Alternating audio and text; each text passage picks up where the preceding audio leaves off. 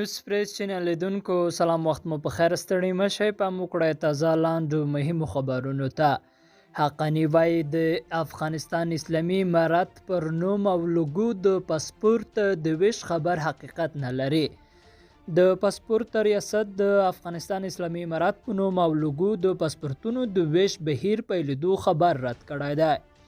د یاد ریاست سرپرست علمګل حقانی ویلي چې د افغانستان اسلامي امارت په نوم او لوګو د پاسپورتونو د ویش بهیر پیلېدو خبر حقیقت نه لري.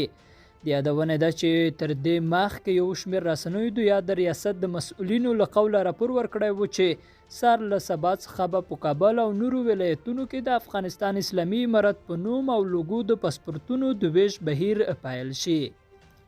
بل لور ته پښتون وایي پاکستان په لوی لاس پښتانه د مرګ کاندې ته ټېل وهي.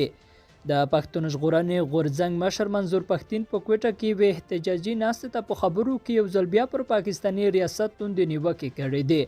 هغه ویلي چې پاکستان په لوی لاس پښتانه د مرګ کاندې ته ټېل وهي. نوموړي د خپلو خبرو پر دوام زیاته کړې ده چې پاکستاني ریاست هغه پښتانه ځوانان چې په پوځ کې کار کوي د بلوڅو سره د جګړې لپاره بلوچستان ته لیږي. پښتون ټینګار کړی دی چې په بلوچستان کې د بلوچستانو سیمو ته پښتانه ځواکونه نه لیږل کېږي او په خبره یې هغوی چې له بلوڅو سره دښمني لري په خپله دې ته هلته ورشي.